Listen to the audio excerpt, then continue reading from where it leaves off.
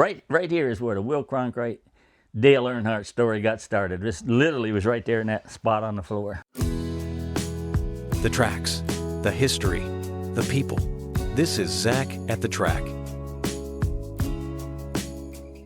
Friends, we've got a great one today. It is Will Cronkrite. Will is an absolute legend and has pretty much spent his entire career around race cars. I mean, he was a car builder, an owner, a crew chief for so many of the top drivers back in the day. I mean, he's worked with people all the way from Dale Earnhardt to Benny Parsons, Donnie Allison, Bobby Allison, so many others. Well, Will recently invited us up to go and talk through his entire career, start to finish. So many stories are going to be brought out of this amazing conversation. We're talking about things like Dale Earnhardt Jr. peeing himself in the middle of Will Cronkrite's driveway. We're going to also talk about him giving Dale Earnhardt some starts early on in his career. We're going to talk about him working the Indy 500 and also working on the movie Stroker Ace and so much more. You're going to want to stick around for that. Plus, we've got two very special treats. He is actually going to take us to go see and check out one of his former race cars, but has been beautifully restored. It's actually a special car because it had some, shall we say, some ingenuity involved in it. He's going to go and take us to check that out. Plus, he's invited us over to his old shop that he used to field his business out of, White Crown Engineering, where he built and ran a lot of cars out of there. This shop has pretty much been untouched. There's another business in there now, but he's going to give us a tour of this place, and man, it is going to be so cool to check this place out. Plus, he is going to give us a real honest look into a deeply personal family tragedy, just something that's completely unthinkable that no one should have to go through. He's really going to unearth the veil on that one and talk to us about some of his feelings early on when that happened and how that shaped his racing going forward. So you're going to want to stick around for that. Before we get into it, I just want to say a quick thank you as always to you guys for watching these videos. My goal is really simple. It's in 30, 40, 50, 60 years in the future. I just hope that one day a kid is gonna pick this video up and watch it and just realize how awesome racing was back in the day. Really, this is all about preserving history. So I just thank you guys for watching because y'all help make that happen and help support me. So again, I just am so indebted to you and I just really thank you. So without further ado, let's get on into it. Will Cronkrite in his own words. By all accounts, I had a very humble beginning. I was actually born at the end of a dirt road in Brighton, Michigan. We lived in a one-room building that had one door, one light, and two windows. I didn't have any shoes till I was 2 years old. They were used shoes, and only one of them had shoelaces in it. We lived there because my dad was in the Navy, but I had a good dad. When he came home from the Navy, he worked a couple jobs, moved us into some other housing. And about fifth grade or so, we were living like normal people in a two-story house in a subdivision.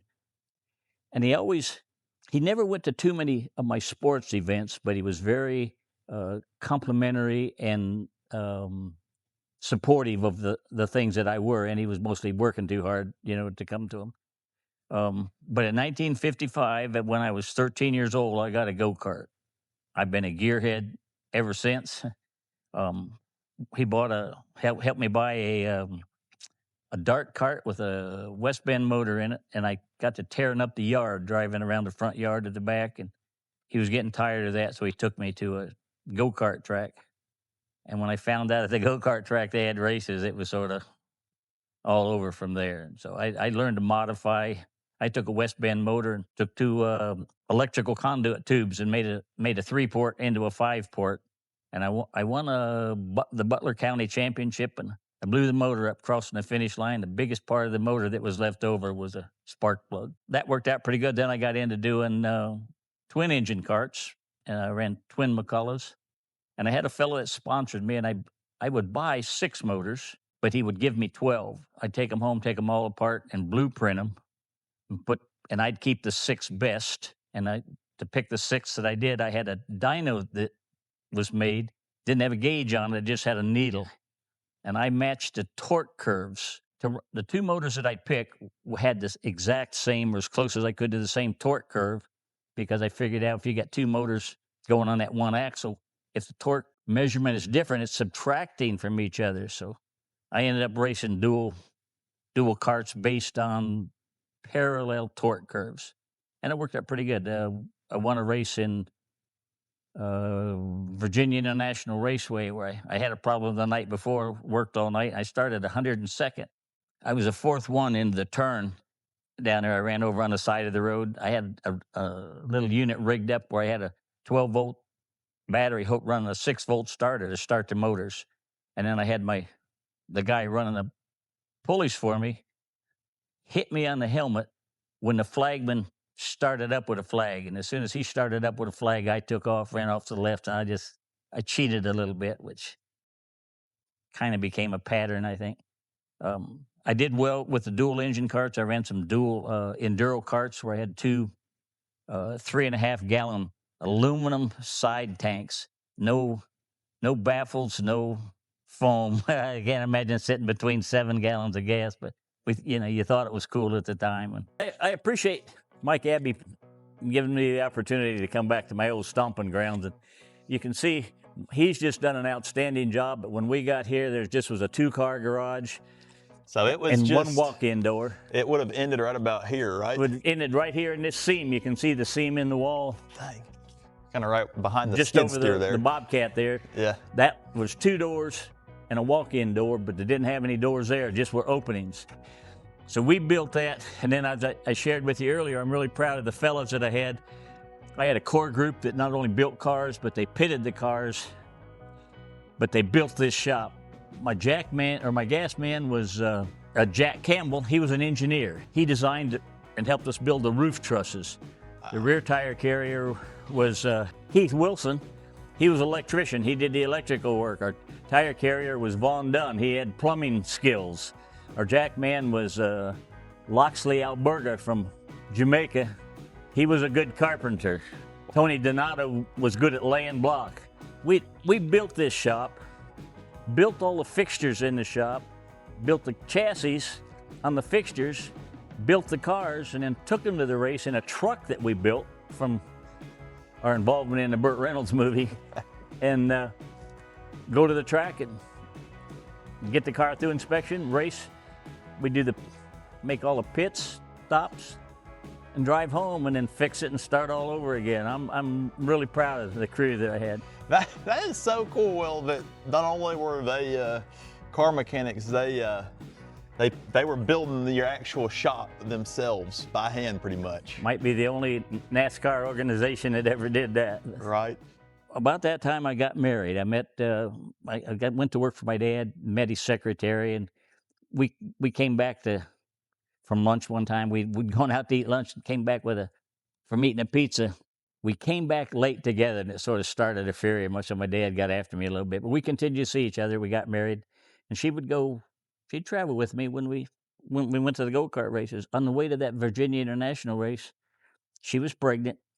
I don't know, we were south of Charleston in the right-hand lane, and a tour bus passed us on the right side, between the right side and the guardrail. I didn't see it coming, but by the time he got up to us, I think I crowded him a little bit. He tooted the horn and made my wife pee her pants. We got along really well. She helped with the carts, and then we started having some problems with having kids. And so we ended up, because of that, we quit going with the go-kart stuff. We ended up buying a kit car that I built a frame for her. She would help me quite a bit with that. But as it turned out, we had to quit traveling because we wanted to start a family, but we lost the first one to a miscarriage. The second one, we just had a lot of problems. She was having some medical problems. The first child died while I was holding her when she was 6 minutes old. That one just didn't last at all. And I'm surprised. My wife was I was pretty impressed with my wife's willingness to have more. So she got pregnant again. This one, same old problem. We get to the hospital, and if her doctor hadn't been there, we'd have been in trouble. He took her in, and he came out in a few minutes, and he said, "Man," he says, you got to make a decision here. The problem was severe enough that he didn't know if he was going to be able to save both of them. I had to decide which of those that I was going to do, and that was the first time I got on my knees to pray. And as it turned out, he came out in about half hour or so, he's pretty bloody, but he said they saved both of them. And then that got really good because now I had a little daughter and I had my wife that would help me with my little sports car. And we were doing really, really well. And we joined a church, took the baby and got her baptized, new clothes, bought a couple of Bibles. And about 10 days after we got that baby baptized, we were throwing dirt on them. They got killed in a car wreck. And it was a nasty wreck. It was nasty. The wife and she was pregnant again. She was 9 months pregnant. Them two were put in the same casket. They didn't want me looking at that. And the other little girl, I thought we were going to save, but we couldn't after about 10 days. And so I buried my last daughter 5 days before Christmas in 1969. And she was killed on the way to a house that we'd bought. It wasn't a new house. It was a newer house to us. And we bought it because it had a garage, a barn that could be made into a garage. And I outfitted that with mill and lathe and that sort of stuff. And I was working with, her brother was working for me at the machine shop or the fabricating shop where I was working. And we were putting a motor in an automatic transmission in a Dodge car, having trouble with it. We weren't in a good mood. We just buried his sister and my wife, so we're just trying to do something to keep our minds busy. We couldn't get this darn transmission to work. It's a push-button starter, push-button shifter, and we jacked it up and put it on front wheels. And while I'm trying to work them buttons, he's pouring transmission fluid in the motor. And all of a sudden, that was the problem. So I'm under the car, and the car starts taking off. We got the hood propped up with a stick. I get out from underneath the car drops on the ground, and this shop was an old barn. And it had a giant sliding door, 8 or 10 foot wide doors. That car, when it fell down and took off, when it hit the door, the hood popped over, broke the windshield, bent the hood up, put a hole in that door just like you see in a cartoon, just the shape of the car. It was snowing. This would have been between Christmas and New Year's in Hamilton, Ohio.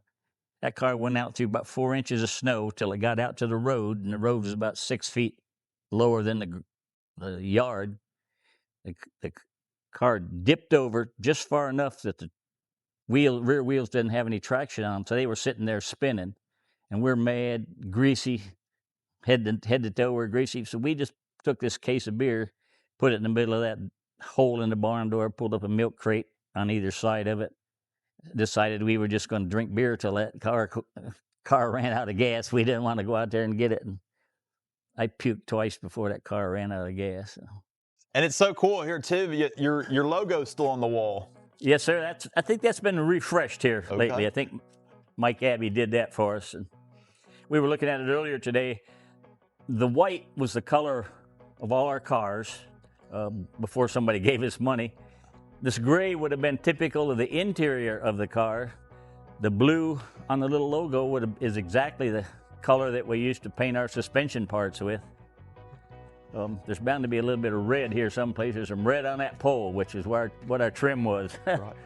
Since Will has left racing, he has actually become quite the prolific writer, both writing about his time in NASCAR racing and about other subjects. He's actually got a super cool website that you can visit right here, where you can go buy some of his books. I mean, we talked to Will about a lot, but I tell you, we're barely scratching the surface. I've started reading his first book, and I mean, there is so many amazing stories contained in there. I mean, it is a thick book too, but man, it is so rich with some amazing stories. But again, he's written several books. Go to his website right here, check it out, support him.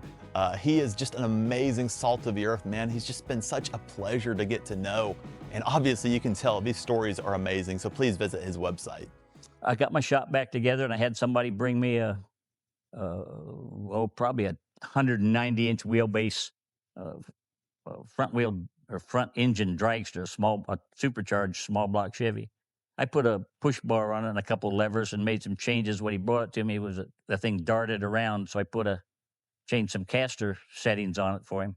And I took it out to drive it to make sure it would work. We're pretty far out in the country, and I drive a couple miles one way, turn around in a barn driveway, drive back, and everything's fine. And that was on a Tuesday. On a Friday, the sheriff came out and gave me a summons. I had to go to court. The neighbor thought I killed his cow with the noise from my dragster, and you can't do nothing, so I had to go to court. And this would have been maybe 10 days later, and I lost. I had to pay the guy $250 for the loss of his cow. But on the way out, the judge turned to that guy and he says, "What did you do with that cow?" He said, "Well, I had it butchered. It's in the freezer." And he made that guy give me the cow meat. So I lost $250, but I got a butchered cow. And right where we're staying, I think I shared with you about a car we built called a Montage. It was a twin turbocharged Buick, rear engine, 5-speed Hewland transaxle, and I sold it to a gentleman in Atlanta. And part of the deal was I got some money and he got the car, but I had to rebuild the axle on I think a World War II cannon that he had. So it was sitting out here. He came and picked that cannon up and mounted it on his trailer. And he said, this thing really works. He said, "I've got it around here. Would you like to hear me shoot it?" And I said, "Well, maybe." And just then the phone rang and I went in. When I came out, he had the car, his pickup was here, trailer was here with a cannon on it, and I had told him to pull that trailer up and point it to the back of the shop. Well, he only put it right here, pointing at our neighbor. So it was pointing that way. He's pointing at the neighbors, and at that point in time, there wasn't anybody 2 miles that way. There was nobody 2 miles that way, and it was a half a mile or so back over this other direction. So we were out in the country, except for I had a neighbor that we shared a fence line.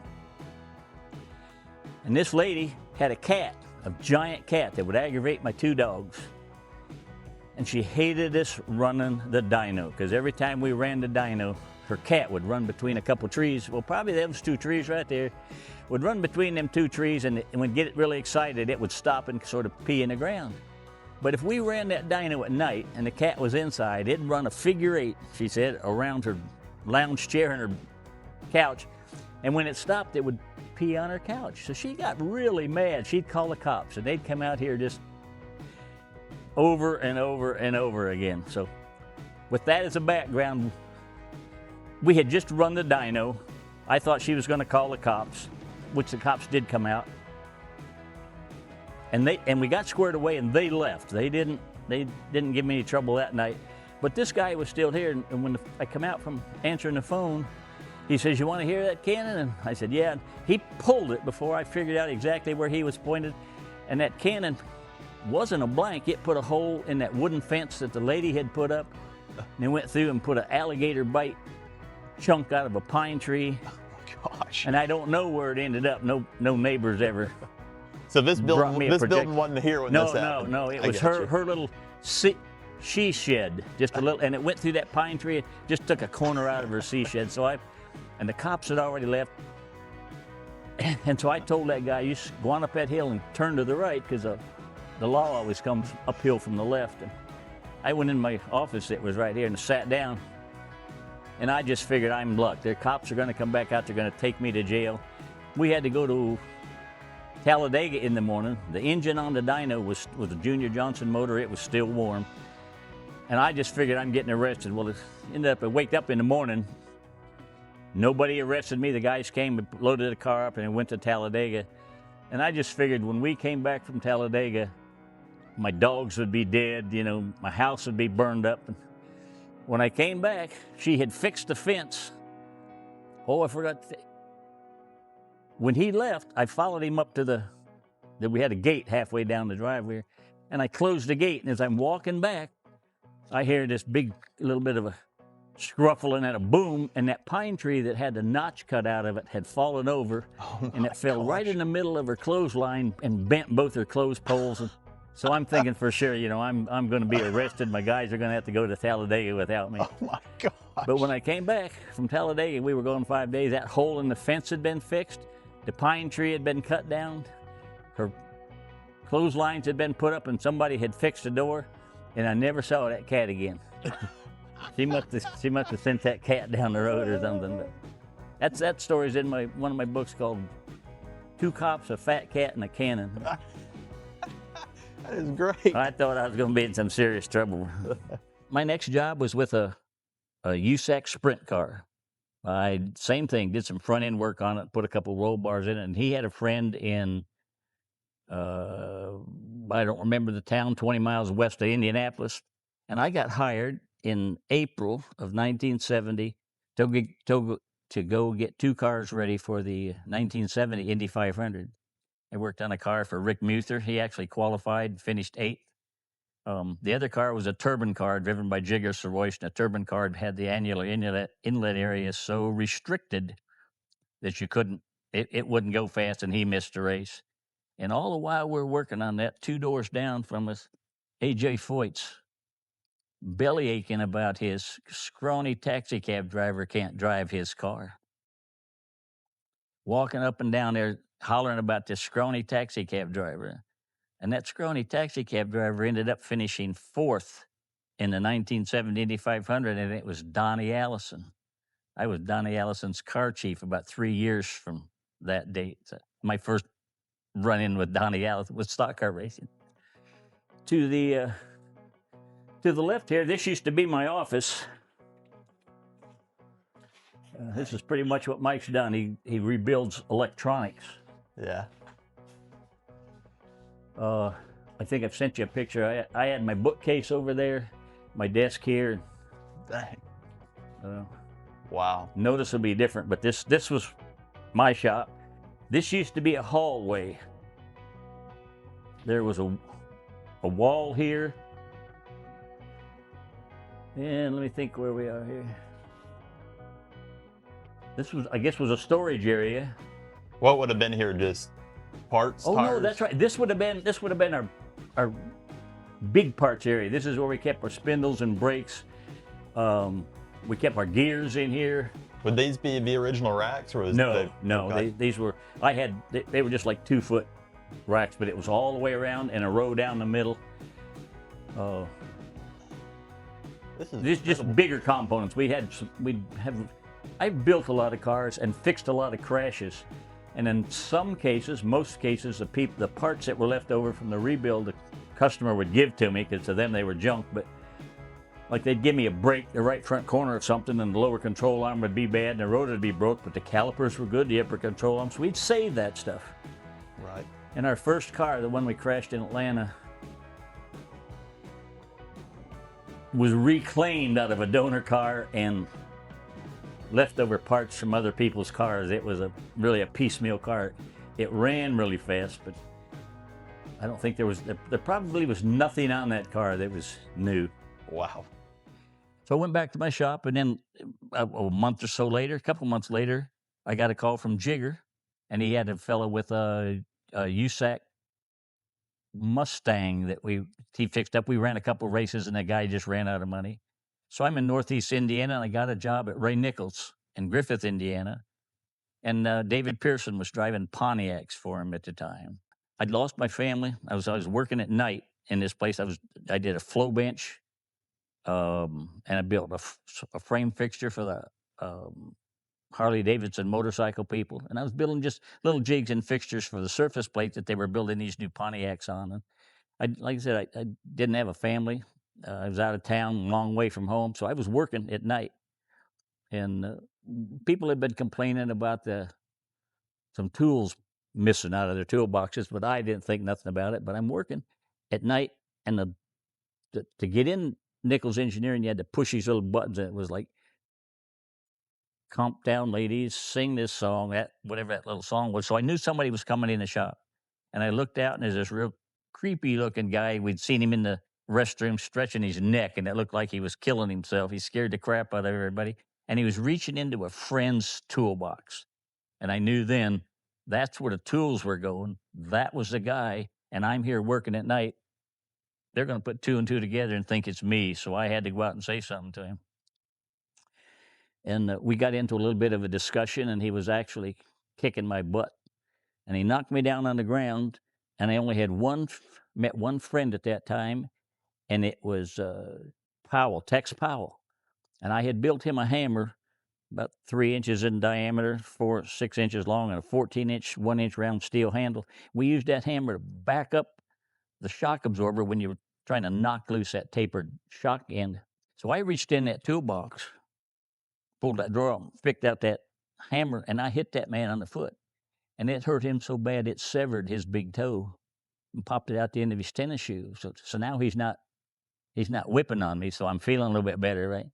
And so I go in the men's room and try to clean up a little bit. I still got blood and stuff on my uniform. And I come out and he's in a really big pool of blood. And I'm, I ain't mad, but he's crying now. He says, you need to help me. He said, he was bleeding pretty bad.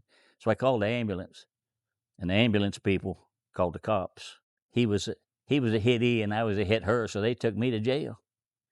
Oh, and I forgot to mention, during the months that I'd been there, I was working in the back of the engine room in a big glass window on my side.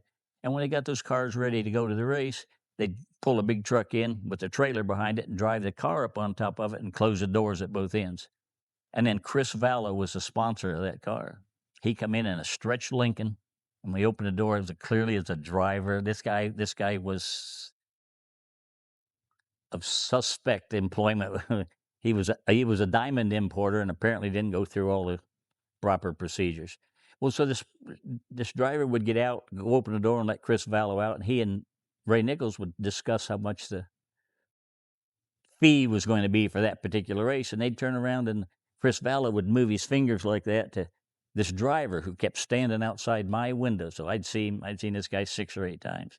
He'd move his fingers, and that driver would go open the trunk, and there'd be boxes in the back that had cabbage on them, big cabbage boxes. But when he picked the lid up, it wasn't cabbage, it was cash and probably inch and a half thick stashes.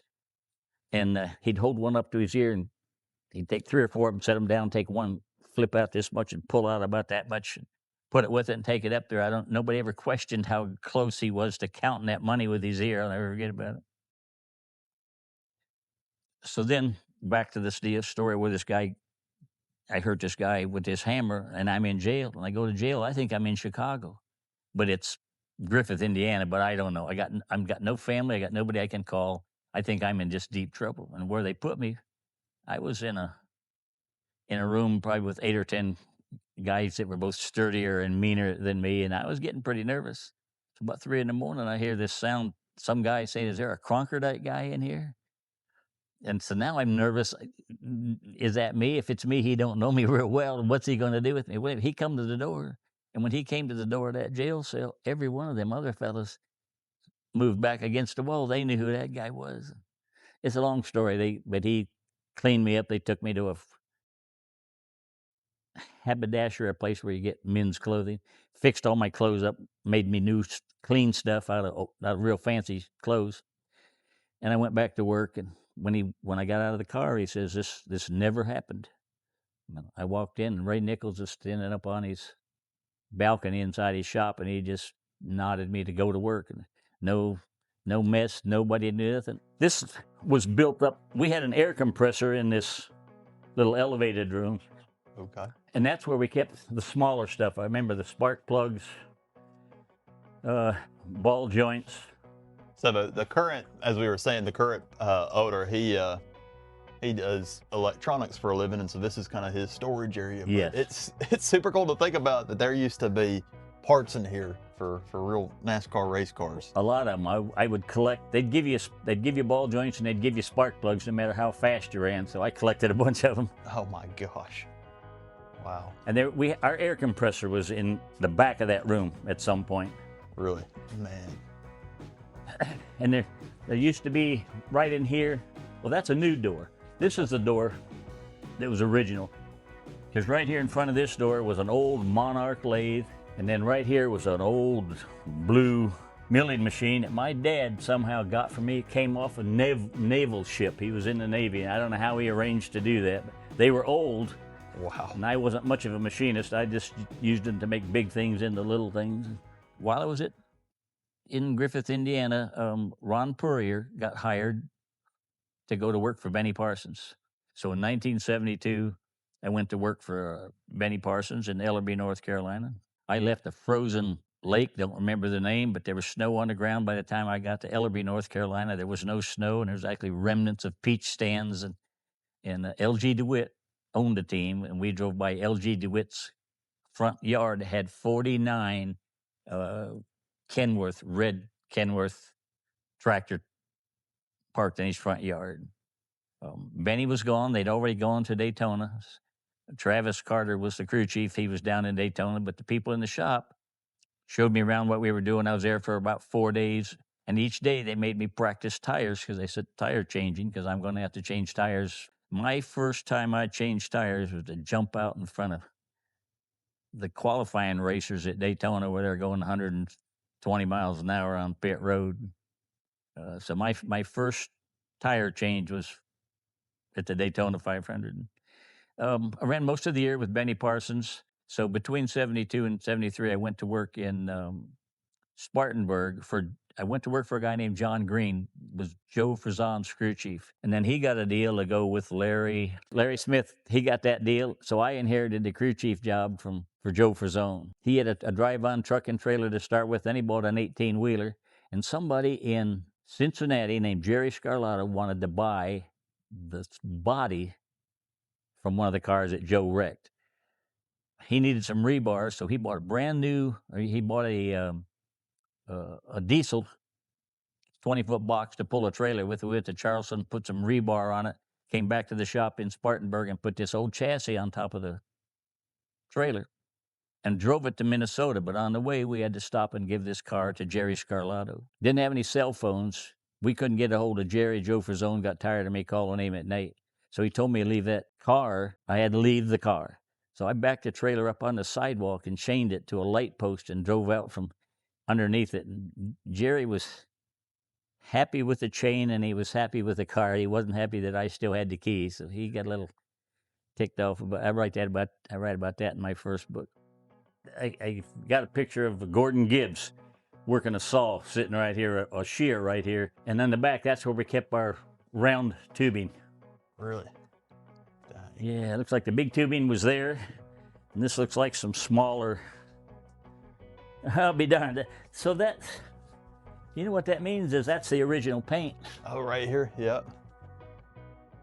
I'll be darned. That's original. Right there. Holy cow. I thought it was gray. It looks a little less than gray right now. But so the next year, then I'm moving around quite a bit. I went to work for Cecil Gordon, and working for Joe Frazone in Spartanburg is where I met Mike Hill. I'm a big fan of Mike Hill's. Big fan. He and I got along real well. We looked at things the same way. I've shared this before, that I could tell him part 1 and part 2 and part 3, and then he could figure out the 4th thing to do, and the next day he'd tell me an idea for the 5th thing. He was and still is a brilliant mechanic and a good friend of mine. We actually won our first race together when we went to work for Cecil Gordon. And if you look at any of the pictures, it was in Rougemont. It was a short track. We won that race, and the picture with Cecil sitting on kneeled at the side of the car number is number 11. And I struggled with Mike for the longest time to figure out Cecil Gordon's number was 24. And I've got some pictures of when we went to California. Right away, the car number was 24. And we found out that car that we worked at Monte Carlo that Cecil had been upgraded by Les and Richie Bars and Tex Powell. They fixed that car, and they were employees at Petty's, and this I think was one of the first cars they built with their own in their own shop. And they had some leftover number 11 decals from where Buddy Baker had driven a car for Richard Petty. So we ended up changing that number. We went to Riverside. We did really well. And about the first Michigan race, Mario Rossi asked if I wouldn't come to work for him in Hueytown, Alabama. So I got to work in and amongst the Alabama gang. I didn't have an appreciation for that talent until I was down there. And we built the cars in Bobby's shop, and obviously outfitted them in Donnie's. And I'm trying to think, when we were moving from Hueytown to Fentress Boulevard in Daytona, just 2 blocks away from the racetrack. But the car that we built at Bobby's, when we got to the new DiGard shop in Daytona Beach, that car sat on the pole for the Daytona 500. It sat on the pole for the Firecracker 400. In between there, we set a sat on the pole with a track record at Bartonsville, and we won the Unical 76 Pit Crew Championship. Whatever the day after the 4th of July race was in Daytona, I got fired. It's the only job I've ever been fired from. And it was Bill Gardner's brother.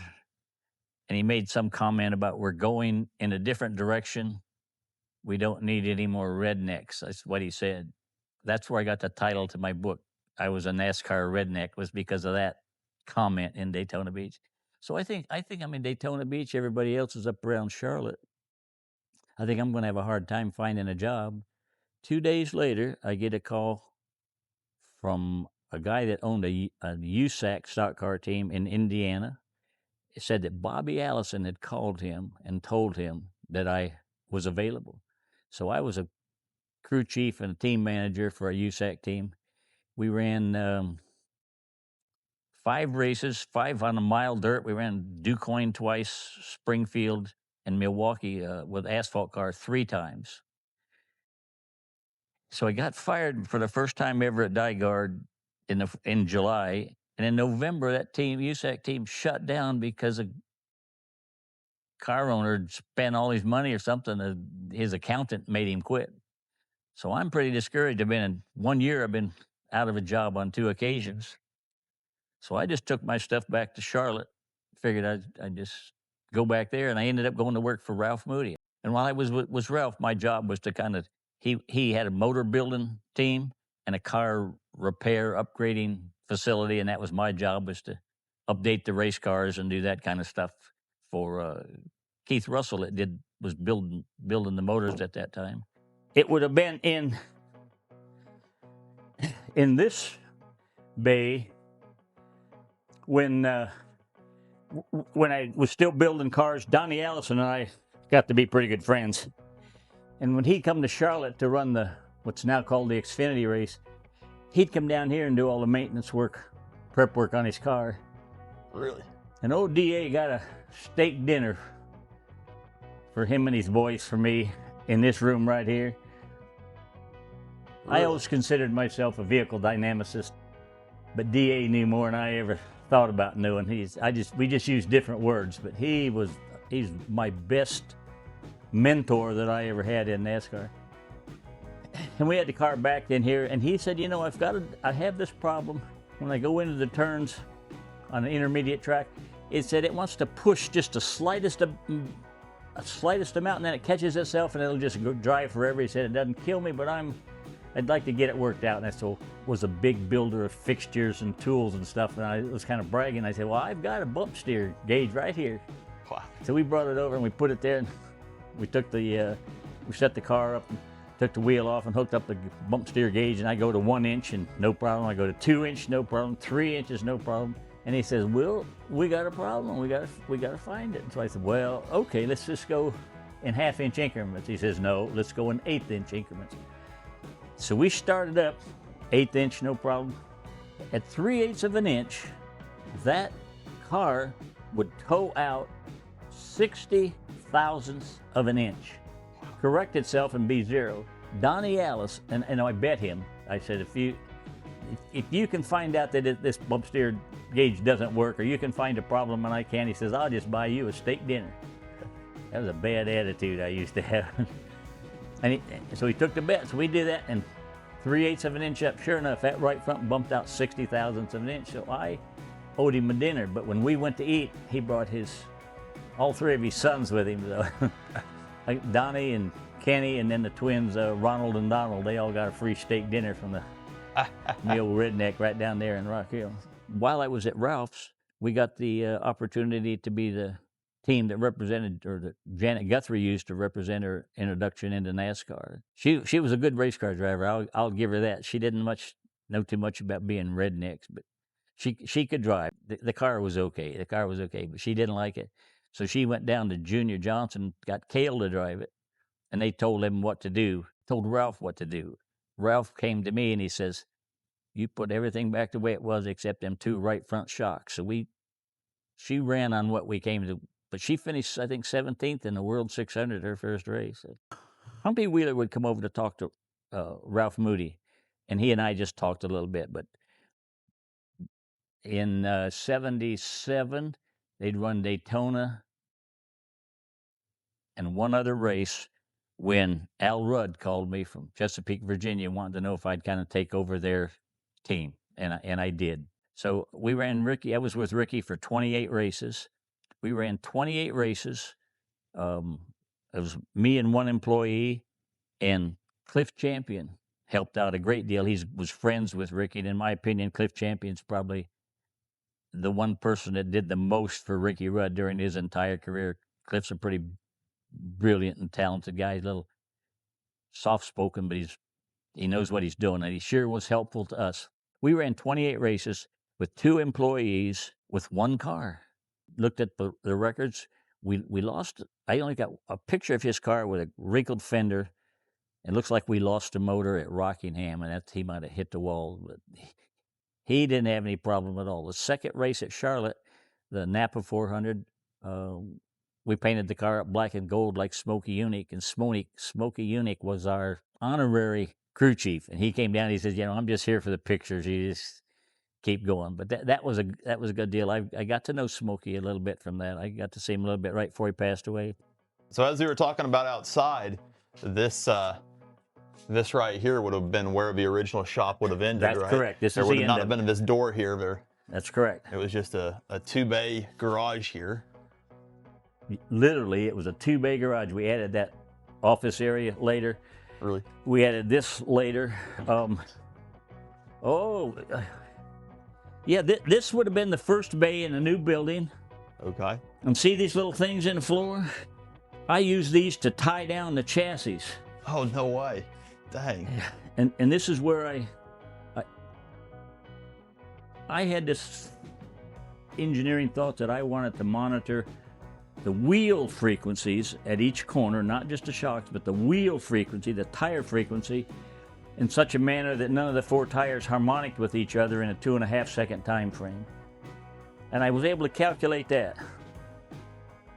What I couldn't do is calculate the natural spring frequency of the chassis, and that's was the last that I got to spend some time with Dale. I went up there and one of his engineers helped me out with it. That natural frequency was 14. But to measure the torsional rigidity, I'd put a jack stand here and there and over here on the car, under both front screw jacks and under the left rear. And then over here in this hole right here, I had a turnbuckle going up to the right rear screw jack, screw jack.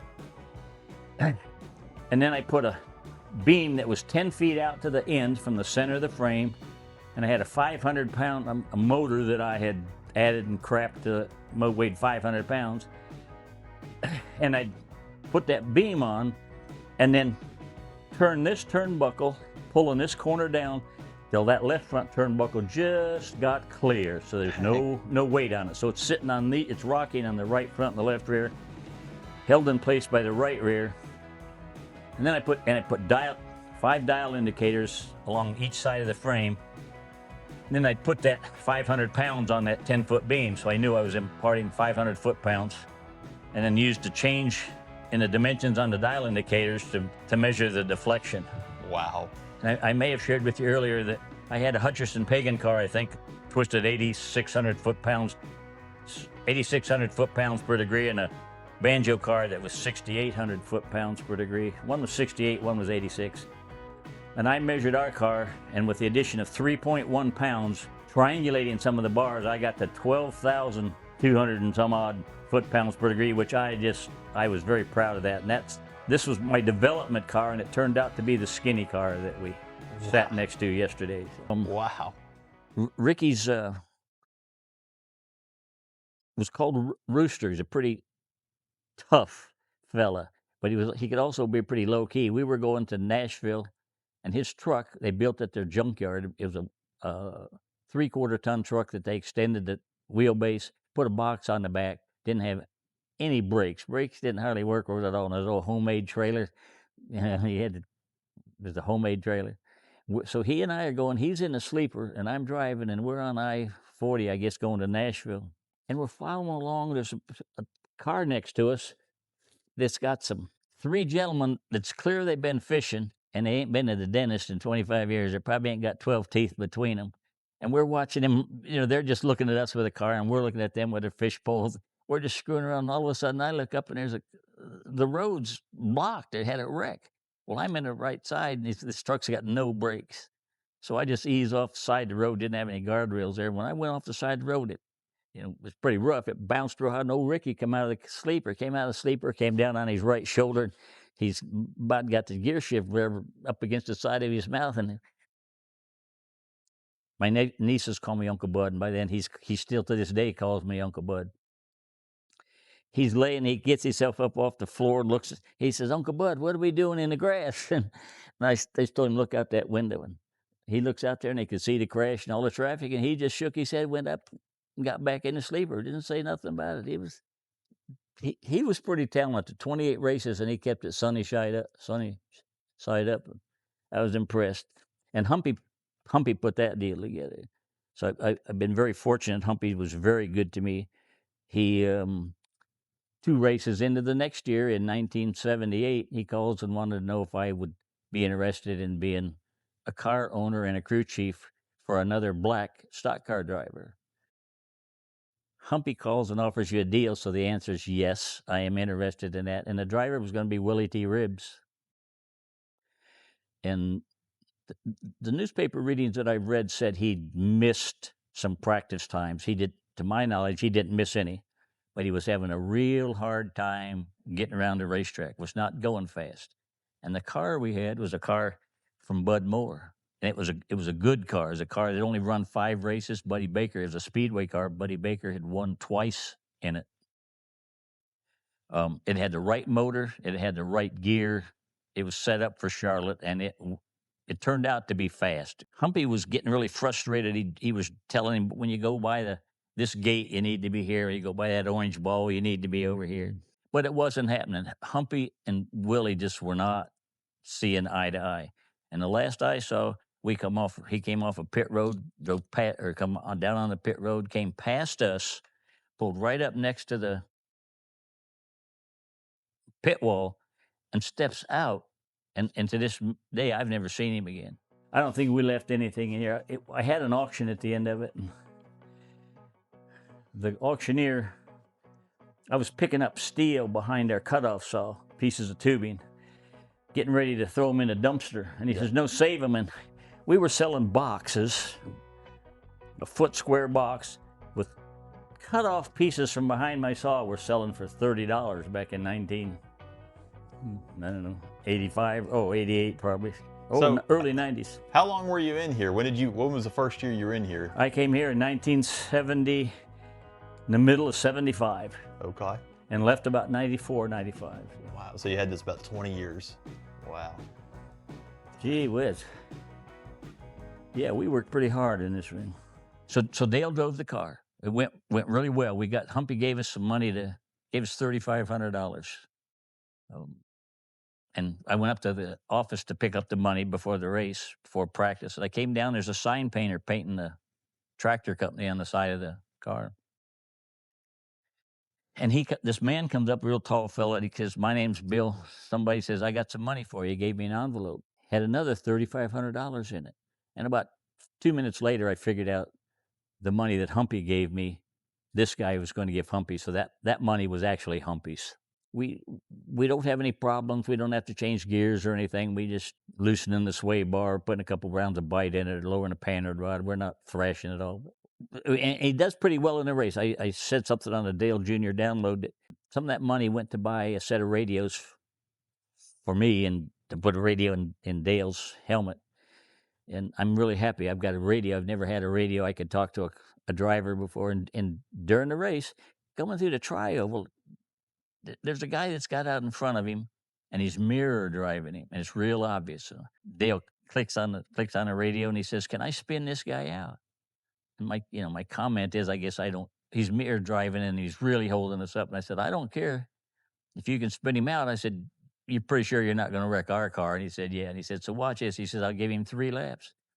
I don't know who the driver was, but he'd come under the trioval, and he'd move down. Dale would move down. This guy'd move down in front of him. Did it again the second lap, and right before he gets to the trioval, as soon as he comes off turn 4, he says, "I'm going to do it now. Watch this."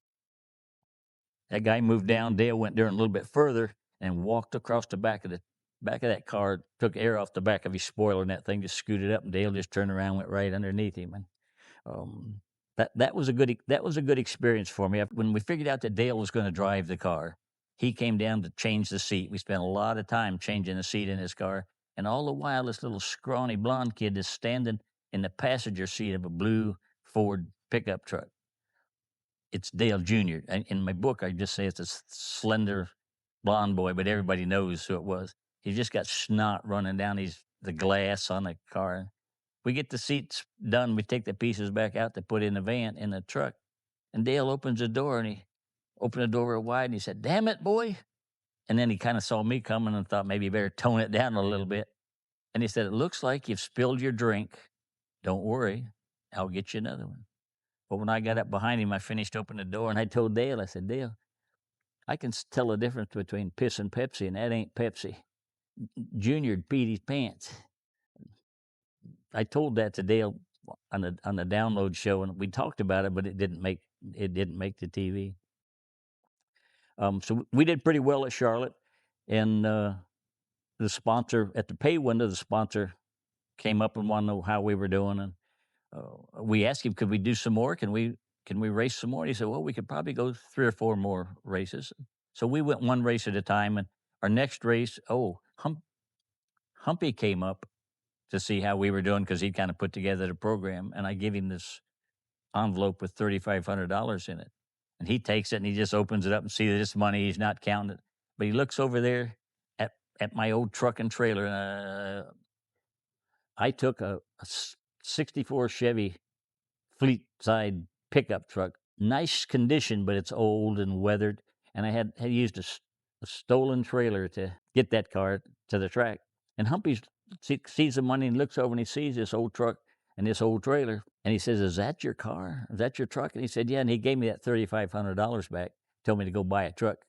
And we did. We bought a used Huggins tire truck and a used Reed trailer. Really, really big deal. The Reed trailer was hot stuff. So our next race was the Firecracker 400. You know, some days you stink and some days you smell really good. We smelled really good. We were running really well. He wasn't having any problem with traffic, doing really well. And late in the race, there's probably about 20 laps to go, and they've got around him at least once. The 4 leaders get around Dale, and then a caution comes out. So we all pit, but I know those 4 guys are going to load up with tires. We short pitted him. We just put 2 right sides and enough gas to finish the race, so he gets out ahead of them. But when they catch up to him, they're in those final laps. They all had to work hard to get around Dale Earnhardt, and I'm convinced that probably just those last series of laps was what made Rod Osterlund call to offer him a ride. And he did that. And we had originally agreed we'd run 5 races. After 4 races, for the 5th race, which is the second race at Charlotte, he calls and wants to know if I'd do him a favor. Rod Osterlund has called and wants to hire him for next year on the condition, or one of the conditions is he wants to run their car 1 race in Atlanta. And so Dale, if he drives my car, that puts him at 5, so he can't drive that car for Osterlund in Atlanta without jeopardizing his ability to run for rookie the next year. So we agreed to do that. So Baxter Price starts the car, and Dale got in it. He could have declined, but he honored his word. He ran the 5 races with me. Darlington, we stunk him up, and yeah, it wasn't so good. Where'd we go next? Darlington. Then we went Talladega. Ran really good at Talladega. Those were the 4 races, and then the 5th one. The 5th one was the one at Charlotte that he drove after the first caution. We put the bathroom in here. Oh. And then in this door here, right? See if I can't get right about here. Oh, where's that door? This would have been your first one right Yeah, here. the story I write about putting the seat in Dale Earnhardt's car when we got a car from Bud Moore. That car came in this door. Really? It was sitting right here. We worked till 2 in the morning putting the seat in there. And I shared with you earlier that this little blonde-haired kid was sitting in a pickup truck out there this whole time. It turned out it was Dale Jr. But in my book, I write about we do all this work. We're moving his seat down and we're moving his seat back. And he says, you don't know why we're doing this. And I said to him, I said, I don't have to know why. I said, it's like they say, if mama's not happy, nobody's happy. And if I'm not doing my job, I'm not going to get his best driving efforts. And so he says, when you go across that, you go into turn 1 at Charlotte and you go across that little hump, where's that car in front of you? And I just looked at him. He's kind of standing in view. I just pointed out at that window, and he kind of looked at me a little funny, and he said, well, where's the car in front of him? And I just looked at him again. I said, it's right there. I pointed straight out the windshield, and he says, no. And this is when I got impressed with Dale Earnhardt. He said, when you get that car down in there, that first car is right down here at the left side of the windshield, but that car in front of him is up here at the corner of the A-post, because you're in the turn and you're looking around and up. And I knew right then he was going to mount to something. That is incredible. So it's surreal. It was right here. It was right here where the Dale Earnhardt and the Will Cronkrite. Yeah, right here is where the Will Cronkrite, Dale Earnhardt story got started. This literally was right there in that spot on the floor. So Dale was obviously here sometimes. How often would he have been here? I think that might have been the only time. Really? Because between races, he didn't come help work on the car. He had his other race stuff. Right. So. Wow. But yeah, that was the one and only time. But that's a big memory for me. And I'm just doing my regular business from 79 up into the 80s, and then I got enthused about designing my own chassis development, and I was really interested in monitoring the wheel frequencies in such a manner that no two of the four wheels would have a harmonic situation within 2.5 second time frame. I did a lot of stuff with not having a computer, but I started building my own cars, and in particular, I built a car narrow. It was 2 3/4 inches narrower than anybody else's car, because I correctly figured out that, if you're pushing a narrower window, you're going to go fast. An increase in horsepower, it increases by a square of the change, but an increase in reduction of drag increases your speed by the cube of the delta of the change. And I had a banjo car with no body on it, and it twisted 6,800 foot-pounds per degree. And then I had a Hutcherson Pagan car with a body on it that was 8,800 foot-pounds per degree. My skinny car with the body mounted twisted at 12,400 foot-pounds per degree, and that was what I was after. If I was going to be able to monitor the wheel frequencies, I had to have a stable platform, which was the frame. And it was that number that I got from Dale Earnhardt. I got the natural spring frequency of the frame, which completed my study on wheel frequency. We built a brand new car, and we got a sponsor from Jolly Rancher and a steakhouse here in Denver. We did really, really well. We finished in a brand new car right out of the box. We finished 9th in the second qualifying race. And we ran really, really fast in the Daytona 500. In the 1982 500, we ran as high as 5th with Elliott Forbes Robinson.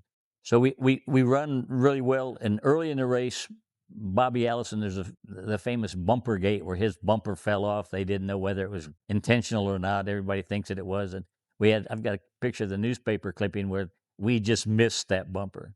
We ran 69 laps, and then we got in a little bit of a crash with Petty, so we didn't finish that race. But I was really proud of that car, regular size car.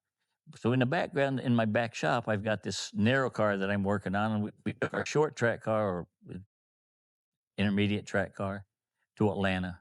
We qualify, but in the last practice before the race starts, we crashed our cars. So it looks like we didn't enter. We qualified, but we did not start the race. So we lost that car, and it come time to go to Talladega, and I thought I can finish that car in the back before I can update the Daytona car. We got that car done. We got down there, and we qualified 10th or 12th or something like that at 192 or something, when Benny Parsons was the first one to run 200 miles an hour. And he ran 200.123, just barely over that. And within 20 minutes of the practice being over, this car that's there that we did take, we put together 4 consecutive laps over 203 miles an hour. So this is the car that Elliott Forbes Robinson had that was, your skinny car, right? Yes, sir. Okay. Unofficially, the world's fastest car for 3 years. Absolutely. There you go. And what I'd like to point out to you was to make this car have the amount of rigidity that I wanted, I measured it with dial indicators, and you'll see this front engine bay is triangulated different than anybody else's, and this tube is only seen on this car, and it makes people think I'm stupid and I can't get those upper control arms off. But the real one, the first ones were built with 3-bolt upper ball joints, and I used 4-bolt upper ball joints, and the mounting plate is split in half. But if the people that don't take the time to look at that, it looks like that's the only one you'd ever have. Wow. And that triangulates to this. I'm trying to get the force generated to this spring pocket, and that's why these tubes are in here. And then this goes from tube to tube, and that's what made this thing twist. And there's 2 extra bars from behind the door.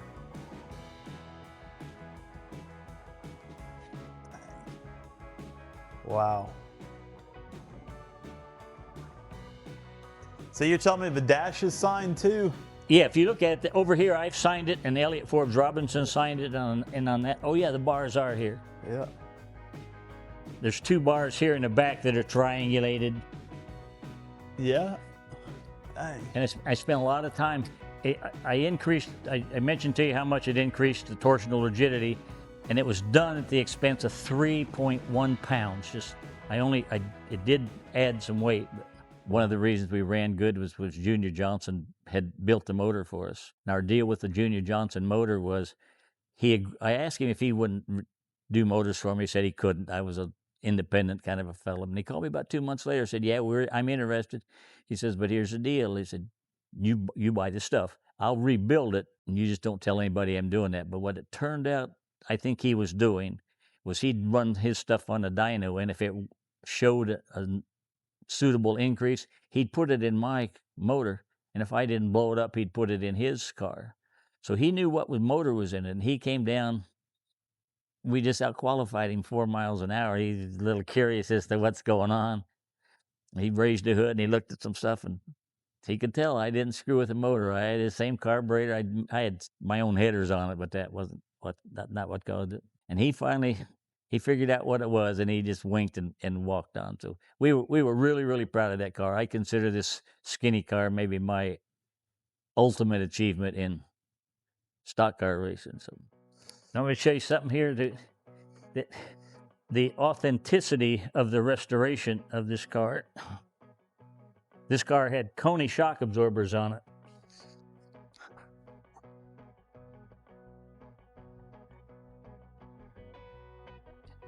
And this bracket was the color that we had to.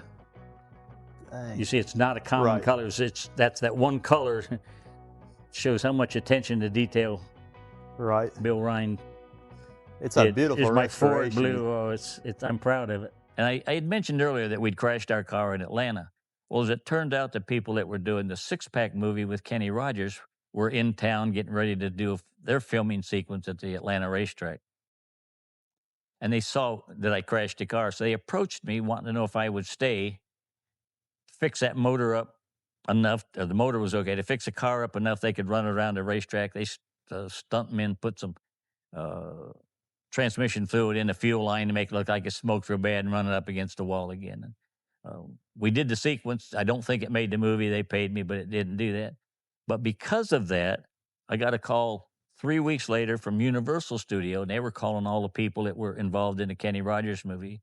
Would they be interested in doing a movie about Burt Reynolds? And well, again, of course I was, but you want to know how you're getting paid. And in the Six-Pack movie, we were getting paid by the day, so I knew how much money we were getting. But the Universal Studio says what we're going to do is we'll give you a contract that guarantees exposure of your car for 30 seconds in a Burt Reynolds movie, and then you can take that contract and sell it to whoever. Well, didn't sound like a big deal, but it was at least a deal. I said, well, what have you got started so far? Well, they had money from for the 7-Eleven car, and they had money for the 4-star whiskey card. And those two had put up $30,000, but I had to provide the cars for it. So what happened was they needed 2 cars for Burt Reynolds and 2 cars for the Aubrey James, the bad guy. And the two cars that Aubrey James had was actually my 2 race cars. Universal Studios made arrangements for the Ford Motor Company to deliver 2 of only 5 prototype cars for 1983. This would have been May or so before the cars would have showed up at the showrooms. And I get a call from a truck driver, and he says, we're bringing those 2 cars to you. He said, but you need to have a flame built outside your shop with 4-foot or fire with 4-foot flames. So I did that, and when they show up, I'm thinking they want to have a weenie roast or something. I don't know why they wanted this flame, but he said, you send your guys home. We're going to take these cars out of this truck. And I kept my main guy, and I stayed. And they unwrapped these 2 83 Thunderbirds out of burlap bags. And what they wanted that fire for was they told us to put those cars in the shop, made us take out anything that was burnable to take out of the cars and put them in that fire and burn it all up, because they didn't want competitors, I guess, to see what was going on. So I come into work the next morning, and 8:15, I get a call from somebody at the Ford Motor Company, and he is mad as he can be. He said, don't you touch those cars. He says, those are prototype cars. I'm in marketing. The advertising guy agreed to let you have those cars. And I said, well, they didn't give them to me. They gave them to Universal Studios. They just delivered them here. And he said, well, don't touch them. And I said, well, I'm going to have to go out and sort through 3 or 4 buckets of ashes if you want me to give you back any parts of that car. Oh, I heard the phone just slam his desk. He was mad. Boy, he called me the next day. He says, I'm going to send somebody down there. You go to the airport. He says, I'm going to send a guy down to help you out. Go, you pick him up at the airport, go over to the freight terminal and get a box. So I go get him in that same old 64 truck, and he comes down. He sees them 2 cars. We take the hoods off. He takes off his coat, loosens his tie, and puts on a lab coat, and he takes off the sequential fuel injection systems and put carburetors on them. So that man at the Ford Motor Company probably called me at least once every 2 or 3 days, still just mad at me as he can be. He thinks I have caused him to lose 2 of his prototype cars, and in a sense I have. We put flares on the car, adapters to put stock car wheels on it, and built a roll cage, and just made a race car. And the reason we needed 2, they needed 2 race cars for the stunt man and 2 for Burt Reynolds' car, was they did the filming in 4-lap sequences. So they'd tell you what to do for 4 laps, and they'd put the camera on the good guy car. For one sequence, they'd do the camera would be on the good guy's car. So we did it in 3 segments. The second segment, we'd go out and do the same things. And I'm driving that car. I'm driving the 7-Eleven car. It's a number 7 white Thunderbird. They do it once with the camera on the bad guy's car, once with the camera on the good guy's car, and once the camera's on the camera truck. And the camera truck will run faster than them Thunderbirds. If you look in that movie, where you're looking right down in the front of the windshield of his car, that car is being towed by the camera truck. Those guys were brave camera gentlemen.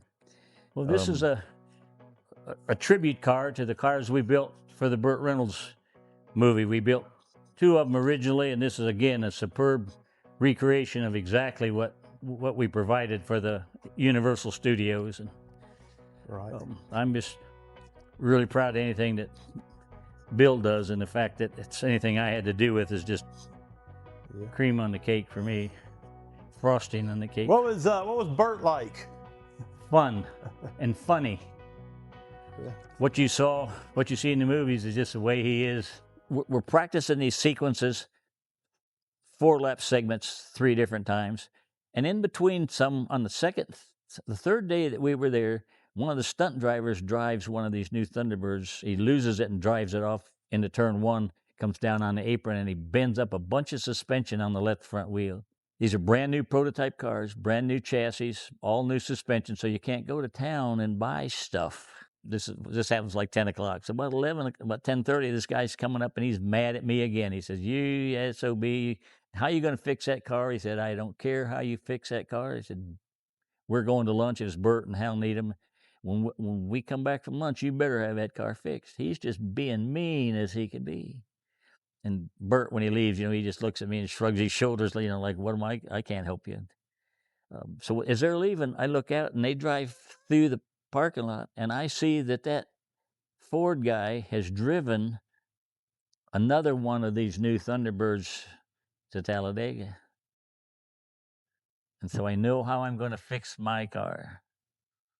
While he's going to lunch, I went out in the parking lot and jacked his car up and take all the suspension off of his car and put it under my race car. So my race car is sitting there just nice as it can be. And of course, he's driven past his car to get to my car, and he's madder than a snake. Burt says to him, he said, "You can't touch him. You said he could do it any way that he wanted." I don't know how they got that car home. I know it's not still down there. So that was a pretty lucrative situation for me. And one of the things, I gave you some pictures about trucks. My first truck was that old pickup truck that you've seen, and I got the Huggins tire truck. And then as a result of this Burt Reynolds movie, I had tried to get somebody to give me a trailer in exchange for one of those 30-second exposure movies. And they couldn't do that. But right before the movie started, he called and he said, "I got a deal here. An IndyCar team has forfeited their order. They've paid a third down. If you'll pay 1/3, we'll give you this trailer." So they did. They gave me a trailer, and the Douglas and Sons trucking company out of Statesville, North Carolina, provided a tractor for me. So we outfitted this empty trailer to carry 2 cars. And I'm pretty proud of that. I don't have any way of showing how that was done, but you back one car in and then pick it up about 30 degrees, and you drive the next car in underneath. And I was real proud of it. Had a lathe and a mill and generator. It was really, really nice. I'm really proud of that. Richard Petty used to have us bring that over to his place. One of our sponsors gave us a couple 50-watt amplifying systems and all the music stuff that would go in it. So we did that. Why'd you come up with the name White Crown? My dad was in the rotogravure business, and he showed me that different colors have different connotations. And white, I picked colors white and forward blue because white symbolized cleanliness, neatness, and organization, and blue kind of represented royalty for some reason. And my name is Will Cronkrite, so white and crown is W and C. And when I first got started, some of the crew chiefs were putting their names on the fenders of the car, and I had some decals made WC. So like this WC here, it's when I sign things for folks, my name takes a lot of work. Right. Okay, and it wasn't long after that movie was done when I got a call from Ralph Moody. And Ralph Moody had a well-heeled oil gentleman. He was in the oil business, and he had 2 sons, and they had an open-wheel car that they drove, but they wanted to get into NASCAR kind of racing. They wanted to start with a dirt car. There was 2 brothers, and they wanted Ralph to build the motors. And Ralph says, "Well, I got a guy that maybe can make the car for you." So based on Ralph's design, I built 2 short track cars with Corvette bodies on them. 2 really good-looking young men and very talented. We took that car to Metrolina, and Ralph Moody kind of showed them how to drive. We go to someplace out in Nebraska, and those 2 guys, with Ralph's guidance, put those cars on the front row. One sat on the pole, one sat on the outside pole in their first races. And when it was over, the guy on the outside pole won the race. The guy that was on the pole finished second to him. So they were real happy. And so we get back home there in Marion, Ohio, and we're at breakfast the next morning, and the mother of these two young men spoke to her husband across the table, and she says, "What are we going to do with that car out back?" And he kind of shrugged his shoulders, and she says, "We're going to give it to these guys," talking to Ralph and I. So those folks welded a trailer hitch on my pickup truck, put this open wheel car in its trailer, and we bring it home. Ralph wants the motor, so I get this. By then it was a 5-year-old Formula 5000 Surtees, a race-winning open wheel car that had a small block Chevy and an injected small block Chevy in it. I took it home, and on my frame fixture, I jigged up this monocoque aluminum tub, jigged up all the suspension points, took it off, and then I built a round tubular frame for mid-engine use, like the tub was. Radiator was in the front. In the back, we were running Buicks at the time. The Buick people sent me some motors. The motor that was in this car is called a Montage. When it was all said and done, I put a twin turbocharged Buick V6 in it, hooked it up to a Hewland 5-speed transaxle, still had the reverse in it. And a gentleman bought that car from me and took all the suspension off of it and used it to restore an Indy car that he was doing. I was pretty disappointed with that. We had a period of time there. I'm sorry, I can't remember the years. Early 80s, probably worked for a guy named Jack Ogden out of Woodward, Oklahoma. He was a housing development builder. His boy was a pretty good driver. We built him, we reskinned one car and built him another car and then outfitted his 18-wheeler. And we ran pretty good in Michigan. Donnie drove the car in Charlotte. Whoa, Donnie didn't like it. Well, he liked the car, but we gave him really bad pit stops. We didn't have all our regular guys. Jack had some guys he wanted to be part of the crew, and we just didn't do him any good. So Donnie gave a gracious excuse, but didn't finish the race. And when we came back on the way back from California, we stopped in Woodward, Oklahoma. This would have been the last Riverside race. We stopped in a building 4 times the size of this, and he invited each of our crew members to pick out anything we wanted. We could have got a washing machine or a dryer or a stove, whatever. I think we all got a microwave. Jack Ogden was a really good man to work for. I would have liked to have done that. He gave me a lot of business. What was his son's name? Randy Ogden. Okay. Yeah, Jack Ogden was the car owner. He's one of 2 guys I know could smoke a cigarette and keep all the ashes on the end of it. When Bill Elliott won his $1 million, we did an awful lot of outside work for him. I probably did 8 or 9 cars for him. Anything that he could sell brought big money. So he'd hire me, he'd had me go down there and pick out some of his wrecked cars out of his scrapyard, 2 show cars, and we'd make them into Bill Elliott cars, but he didn't want them to look restored. He wanted them to look like they'd been racing. And I'd go down, I've been down there like 2 o'clock in the morning sometimes, and there'd be somebody there it always was a enclosed trailer. I'd pull my truck and trailer next to it. We'd unload that car off my trailer, and they'd look at the car a little bit, and then somebody would give Bill a brown bag, and I'd go home, that car would go in that trailer, and that thing would go back. Those guys earned their ability to go fast. They spent a lot of time on that motor. I know Ernie had some pretty nice intake manifold work he did.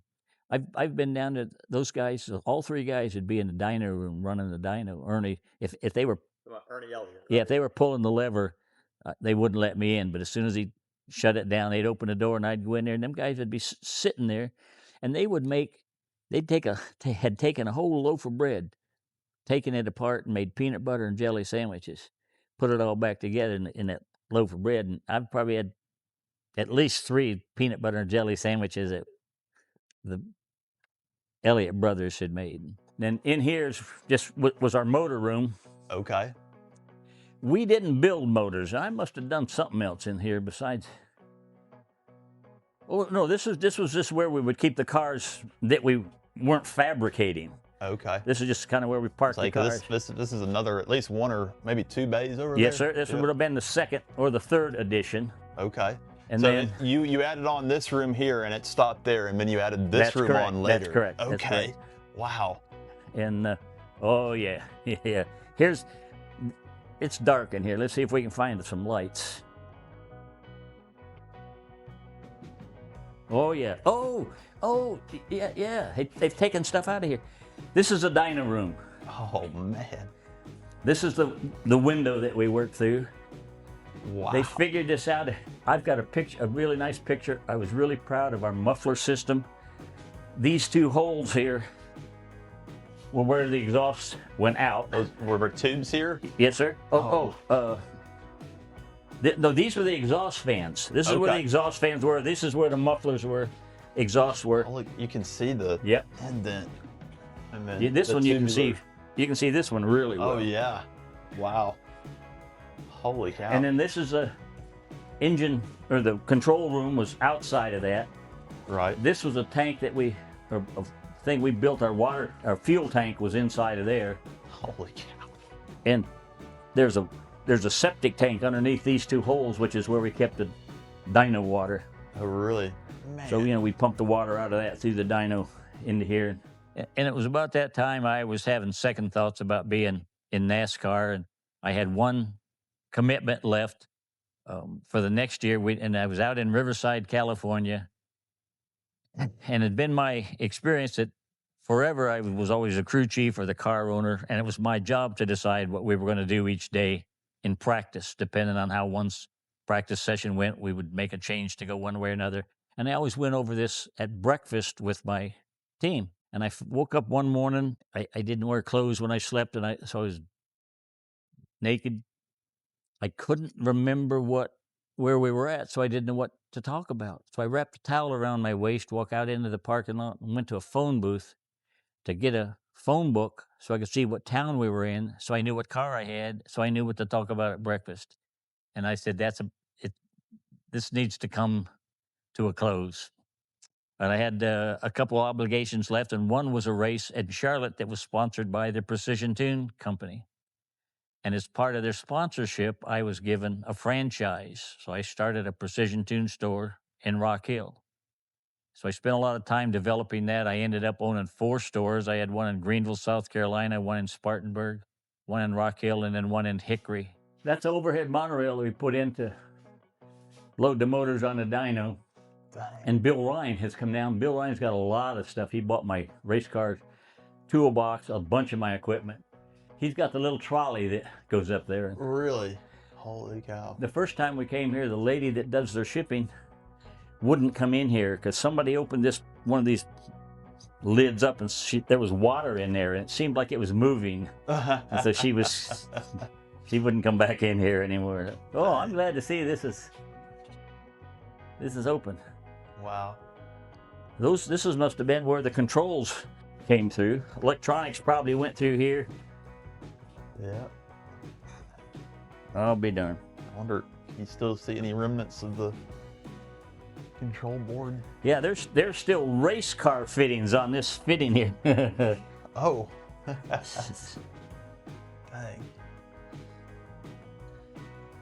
Wow. Oh yeah, let's see. Okay, that's where the water would have come through. Been this. Oh man. So I was essentially out of racing, but I still had my shop, and I went to started doing some drag racing. I started hanging around some drag racing people, some alcohol funny cars, and the fellows I hung with, Bobby Balkman, did really well. And then I did some help for Mark Billington, who's actually is a vice president of Frito-Lay. He turned out to be a pretty good businessman. And that got me interested, and I wanted to have my own drag car. But because I spent so much time driving stock cars, essentially cars with doors, I didn't want a door car. So I bought a 212-inch wheelbase car from Mike Spitzer in Indianapolis. We put a small block motor with Gene Fulton, and we had a 370 cubic inch motor that was pulling in excess of 700 horsepower on gasoline. And we did well. We did really well. We won quite often. We were the world's, they called the fastest bracket class. So we had one of those crossover delay boxes, and we were almost 98% of the time we were the fast qualifier.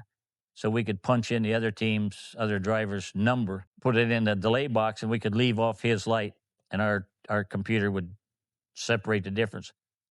And one of the things we were good at was we were able to did a good job of calculating what our WOD time was to get the tires, sidewalls to deflect, and for the pressure to build up in the torque converter. And we called that our WOD time. So we had our WOD time calculated. We had the crossover information in our computer. But the thing that did the best for us was I was trying to lose weight at that time, and I had a juicing machine, and I did this on purpose. I spent some time investigating the osmotic qualities of the screen that the juicer would push through. I wanted that osmotic rate to be as similar as I could to what your stomach is. And I found that if a mixture of juiced apple juice and carrot juice, 50-50, if you consumed it, you could wait about 15 minutes and you could tell that it was working in your body. And I could, and then it would last for about 45 minutes, and you could kind of tell when the effect of that was going away. So I spent a lot of time with my driver monitoring how long it would be before we could get to the light. And he'd drink that mixture of apple juice and carrot juice. I've got an ESPN TV coverage of that where the announcers brings that camera up and he's shining it around the car, and he's talking about we were getting ready to run the 4th pass. Tony Brown was a driver, and we had 3 consecutive 00 lights. We won that race. And here's how we did that. This was the one time there was a car. This was at Bristol. It was a big Bristol race, IHRA. Billy Wiggins had the one car that out-qualified us. And it's proper etiquette for the slower the 2 guys to approach the fastest of the 2 guys and ask which lane you're going to be in. Well, everybody was running fast in the right lane. So when I went up to him, I said, Billy, what lane do you want us in? And he just looked at me and said, run the left lane. And for whatever reason, I just smiled real big and asked and shook his hand. Turned around and walked down. I walked to Tony and I said, what's Billy doing? Oh, no, I walked up to him and I said, he put us in the left lane, but I said, give me a high five like you're just happy as heck. So we high-fived each other, and he said, what made you do that? And I said, look, what's Billy doing? He looked over my shoulder and he says, Billy's coming down here.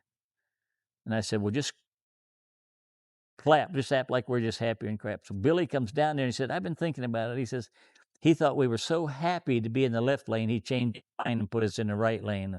We tore him up. He went up in smoke about 200 feet out. So he came up to me and said, he said, that was a good one. It'll never happen to me again. Right where we're sitting, we had an experience from a Colorado customer. A gentleman named Jerry Jolly hired me to reskin a car for him. And he brought the car on an open wheel trailer behind a 1-ton truck and parked it here. And while we were working on it, he wanted to rent one of our cars to race at Daytona. Yeah. So he did. We took that car down to Daytona and we took it to Texas. And he got a little bit behind in his payments, but his truck and his trailer were still on my property, so he was going to have to own up to it somehow. So we had, like I said, we had a fenced-in yard, a gate halfway up the driveway. Right. And we came in here behind all that stuff, so we didn't have to deal with, customers and neighbors and stuff coming in and out of here. Well, he got behind, and then he crashed a car at Talladega and owed me a little bit of money from that, so he was a little nervous about coming to Fort Mill. But he sent somebody, and it must have been his accountant, because despite the way he was dressed, he had real shiny shoes, so I know he wasn't a worker.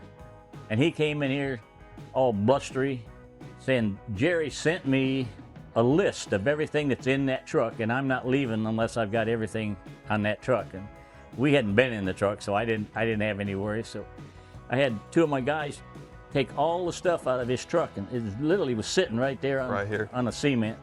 This carport wasn't here. No, sir. This was a wide open pad. This is one of the few things that is here at this White Crown shop that we did not do. We paid somebody to do that.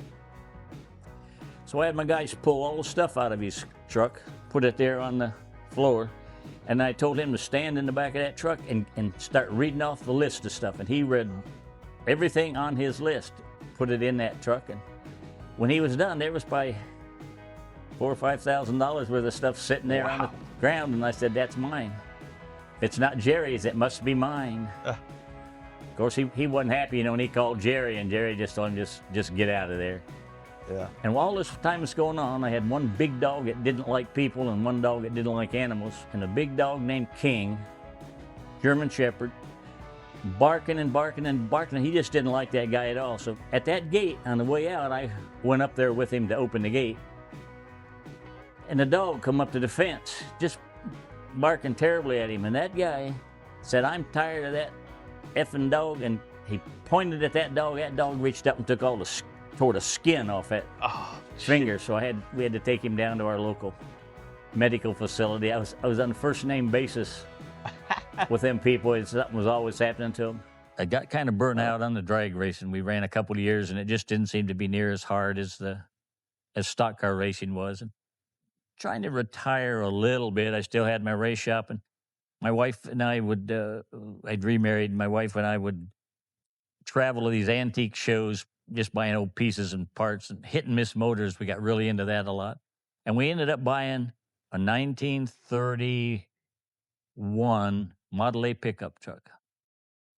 We bring it back to the shop, and we're stripping it down and trying to decide what we were going to do to restore it. And we got talked into buying from the Model A Restorers Club, a restorer's guide. And that restorer's guide is what they use as a rule book for national competition.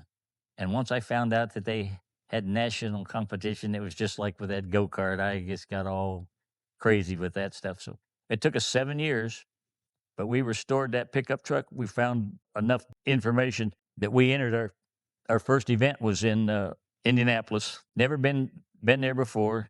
They give you 500 points, and then they deduct from you. There's 23 sections. When you get judged, each section has 5 men in it. They've got a check sheet. So there's 115 people or so, 125 guys, all look at your vehicle and judge. And the winner's the one that has the least amount of deductions. And they never had anybody get any more than 460 points their first time. Our first time, we got 483 and 481. So, and then it was a commercial vehicle.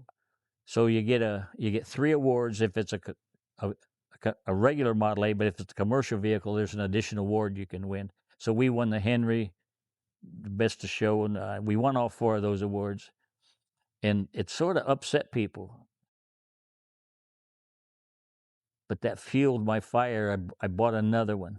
We bought a drop floor panel delivery. It was a December 1930. There were only 17 of them made in 1930, and I'm convinced we had the second one. The first one, it was not a prototype. We owned it. We took it and we got 492 points, and then went back for the Masters, and we got 493.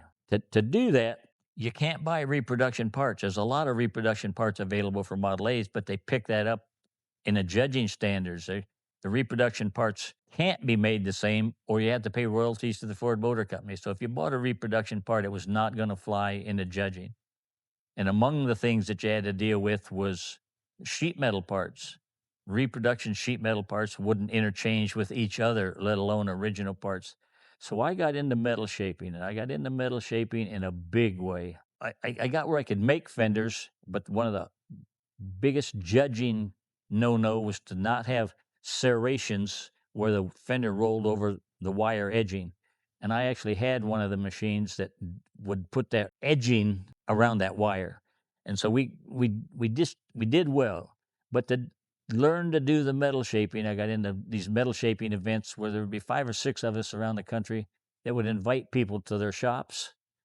You'd hang out in there, sleep in their living room, in your pickup truck or on the grass or something, just big deal. And at night, you'd have dinner and just start shooting the breeze, and maybe a couple of guys would go over and do some little hammering. But they used to get me to tell my racing stories.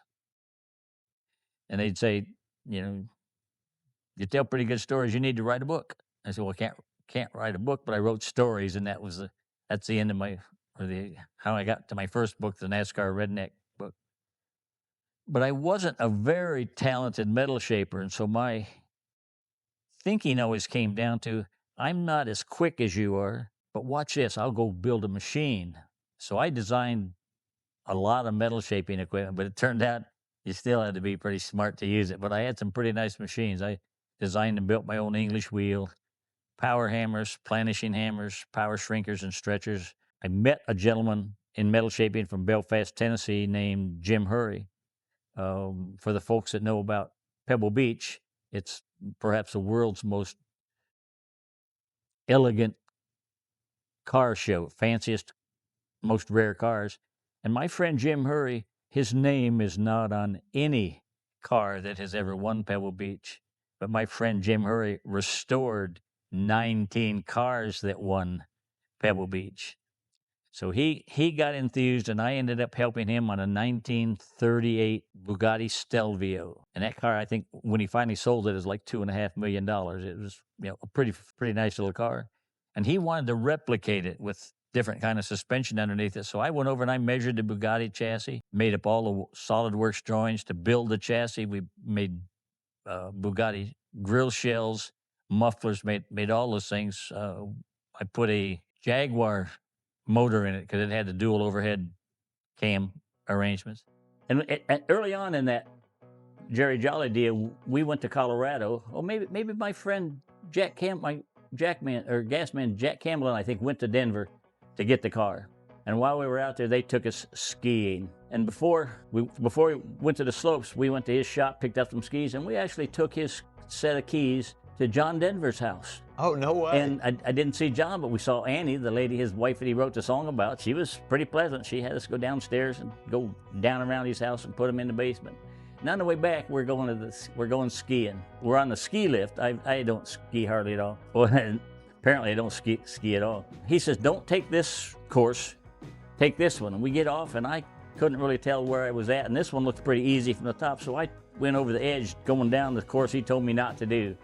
And so I just go a little ways, and I kind of figure out why he told me not to do it. It's much steeper down than it is looking at. And I got to go, and I write about this in one of them books.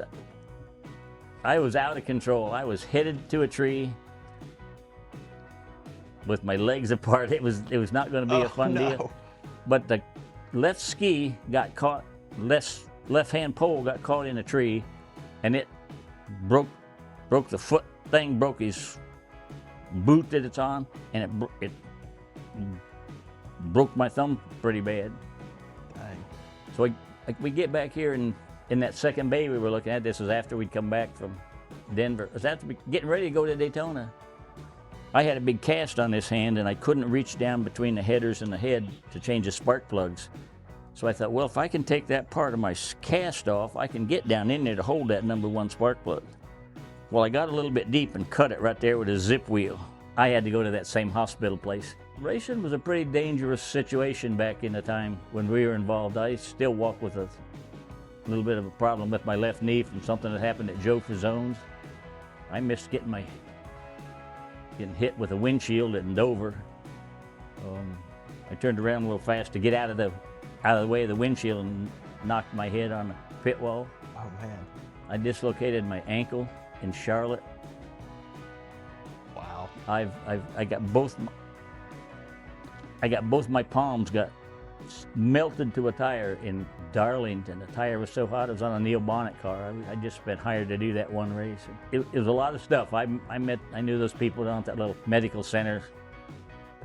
We were on a first name basis. And as a result of working with Jim, he encouraged me to try to build my own car. And because I had so many Model A parts, there was at one point where I went to Emporia, Kansas, and I bought 142,000 pounds of Model A parts, 3 tractor trailer loads in 40-foot shipping containers. So I ended up in SolidWorks. I drew all the wooden bucks, 5/8 Baltic birch plywood, and then hand formed all the panels. And I learned to gas weld aluminum, and it turned out really well. And I ended up selling it, and the guy that bought it was from Connecticut. And when he took it home, he polished it up a little bit, took it to a car show, had 260 cars in it, and he won Best of Show with that little speedster. That gentleman sent me that trophy. So I was happy to do that. So, for those who don't know, who was Elliott Forbes Robinson? An internationally known sports car driver. Yeah. He's raced all over the world, competed in and won the 24-hour races, a number of them. He did a really, really good job. There's a YouTube video of him drafting with behind Bobby Allison at Talladega, and we're going really, really fast. Dang. I got connected with somebody at Chip Ganassi Racing, and I got invited to go to a tire test at Rockingham, and Jamie McMurray was driving, and Juan Pablo Montoya was driving the car. So that would have been 2010 or 11, around in that time. And they got these computer systems on both this Pi data acquisition stuff put on each car, and they're comparing notes. And each time one team does something, they'll try to make the other team will try it. So they're just trying to go back and forth to go faster. I'm getting to be pretty good friends with a British engineer on the Juan Pablo Montoya car. And their crew chief at the time wasn't a fan of engineers. So the engineer and the crew chief were having a little bit of a discussion about what to really do.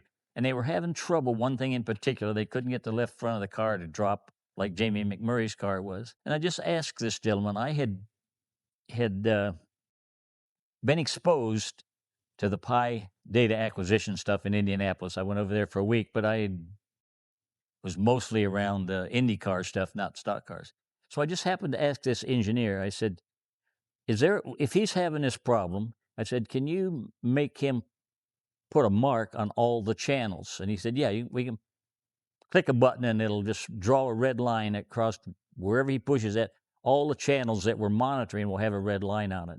And I thought about that, and about 2 weeks later, that engineer called me and wanted to know if I would be interested in applying for a job at Ganassi Racing as an engineer. Well, of course I was, because that was what I always wanted to do.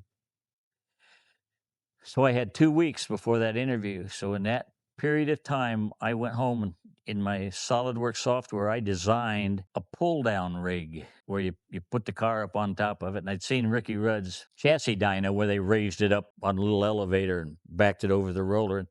So I had mine where you'd back it up where you could walk underneath it. So when the car got on the there's 4 stands, there's a scale, radius plates, and 3-axis gyros were fastened to each of the hubs. And it was my idea then, without buying other computer programs, you could take this car, put it on this pull-down rig that I had, and linear actuators would pull it down. You got the ride heights all the same. And then you could look at that printout. You'd make adjustments to this rig till you had everything lined up to where those lines were on those channels. And you could then go back. It had 2 trays underneath it that would slide on 2-inch Thompson linear bearings. But you could do it at the front and you could do it at the rear. So you could pull this thing down to the ride heights and then use this little ferro arm, is what it's called, one on the front and one on the back, mounted to this tray, and it would slide back and forth any way you wanted. And you could pick up all the suspension points in the front, all the suspension points in the back. And you could do it using the data you already had software for, so you wouldn't have to buy nothing. Included pages of my wheel frequency information, pages out of my little vehicle dynamics book. And then I made some other drawings for some other fixtures where you could test shock absorbers with the wheel spinning. Another linear actuator would make this wheel move over a bump, so you could monitor and then calibrate and adjust shock absorbers. It would measure tire temperature, a lot of stuff. And I brought that stuff and showed it to him. And the more I talked, their eyes sort of glazed over.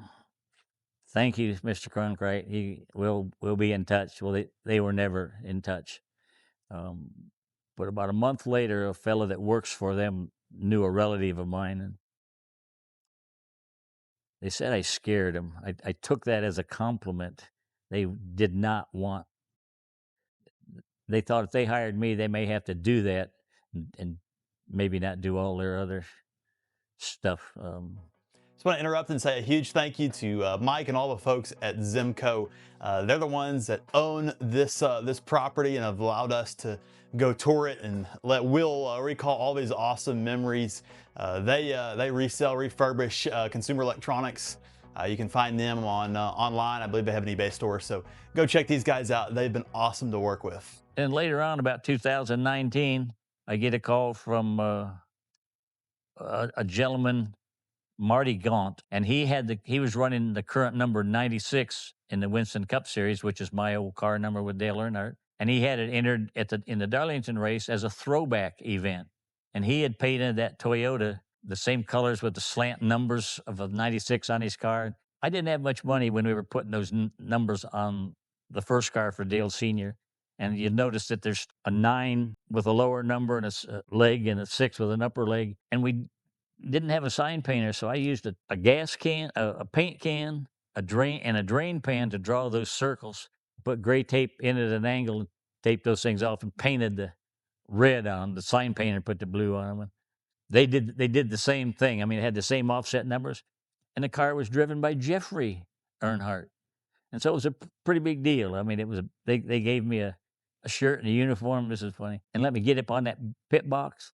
I have a radio. I can hear the scanner, and I can hear the crew chief. And I've been watching the car. It looked to me like it was a little loose all the way through the turns. And he came in about the third pit stop, and I hear the crew chief say, "We better put a roundabout in the left rear." And for whatever reason, I pushed a button and said, "You better put in at least 2, and I'd recommend 3. Them guys all turned around and looked at me. I thought they was going to take my radio and send me home, but they were really good. Marty was really good. They gave me some of their uniform shirts and a lot of pictures. They treated me well. This was a pretty small town when I first got here. I shared earlier about the gun story, that there was no neighbors in 2 miles west of here, north of here, and they weren't too close to the south. But we were on first name basis with everything, and I could go to the bank and I could borrow $15,000 with my WC tag, my name when I signed stuff. That's a long name, so I started doing that, and it sort of caught on. So I could even borrow money at the bank down here in Rock Hill. And at that time, this would have been 82. This would have been just before the Cannon story. Junior Johnson was building motors for me. He didn't want people to know that. And in hindsight, I see what he did was he would run something on his dyno, and if it ran good, he'd let me run it. And if our car didn't blow it up, he'd put it, if it didn't blow up during the race, he'd put it in his car. Well, he wanted to put in a billet crank. My deal was I bought all the parts. He just was doing the labor and the tuning. And a billet crank came in here, a big old UPS truck drives down here on a Saturday, like at 11 o'clock. And I had to pay $2,000 for a billet crank from California. And I ain't got $2,000. I mean, I didn't have $2,000. So, but I had my banker, I had his home phone number. He was kind of interested in that racing. So I called him. Said, I don't have $2,000. Do you know some way that I can? He said, no, the bank's closed. We can't do anything with that. But he hung up and he called back 2 minutes later, and he says, I can help you. He says, if you go back into Fort Mill, go past the bank, turn left across the railroad track, and up that steep hill past the parts store, there'd be a rental house, and you go in and you find a guy that's doing maintenance on that house, and you just ask him. Well, I did that. I go over there. Oh, and he said, be sure and take him your WC. Show him that you can do that. Yeah. And I go up there, and this guy, he's bent over. You can see the crack of his butt. He's under the sink, fixing a drain on the kitchen sink. And it's the guy that owns the house. And I said, I don't remember his name. I said, my banker told me to come see you. And he says, what did he tell you to do? And he told me to put my little WC on a piece of paper. That man was in bib overalls. He reached in his bib overalls and pulled out a wad of money, and he gave me probably a little more than half of it, but he gave me $2,000 cash out of his bib overalls to come back and pay that UPS guy for my crankshed. Wow. Okay, it wasn't much longer than that. Then after I'd written my first book, I was a NASCAR redneck, and I had made a website to sell it. And I got an order that said it was from Dale Earnhardt Jr., and I'm thinking somebody's pranking me. This book's only been out about 2 months at that time. And I've been by his house before, so I looked it up on the internet, and it was Dale Earnhardt Jr. bought my I Was a NASCAR Redneck book. And so I sent it to him, and less than a month, 3 or 4 weeks later, I get a call from Matthew Dillner, his producer, and they invited me up to be on the Dale Jr. download. And those folks treated me really, really well. We talked about my contributions to his dad driving, and I talked to you about the race in Daytona. He kind of agreed that that's probably the thing that made Osterlin look at him, that made him have his best choice. I shared with you earlier about how we got a big truck from the money that we earned from the Burt Reynolds movie, and we got a pretty good deal from a throw-off company out in Texas. And we built the interior of that truck just back behind you are, just up Right. that hill just a little bit. Right We here. built the interior of that truck. Yeah. And the first place we took it, I had a fella that would drive my big truck for me, Doug McManus, every once in a while. We took it to Dover with a car. The car that I rebuilt from Dale Earnhardt, I built into a big Ford and then into a Pontiac. And the guy that bought that Pontiac had me set up his car. So we took our car and his Pontiac and my new truck, and we go to Dover, Delaware. It's my first time in my big rig, and I'm just as proud as I can be. And we get up there and we're about ready to go. And Junior Johnson's had a truck driver, Benfield? Henry Benfield. Yes, sir. That's exactly what it was. You don't eat nothing Henry Benfield gives you. He's a prankster. He's been known. Yeah, let's go with that. Yeah, prankster's a good word. Anyway, he was his truck driver, and he was saying, "Hey, see, you got a new truck." He says, "When you leave here," he says, "we all sort of catch up. We had to drive 20 miles through Amish country where you can only drive about 20 miles an hour. So the trucks, big rigs, all seem to gather at the highway, the other side of the Amish people." And he says, you just get in line with us. And it turns out we were at the tail end of maybe 8 or 9 trucks. And he said, if them highway patrol people come up to you, don't stop. You just don't stop. They can't catch all of us.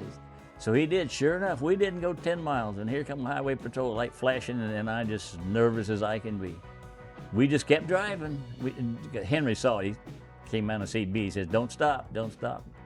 So we drove, and that happened for a couple of years. And I remember 3 or 4 years later, coming home from Dover, just as you're getting out of Delaware, you'd see 3 or 4 highway patrol cars, and they'd all be sitting on the hood, and they'd just wave at us when we went by.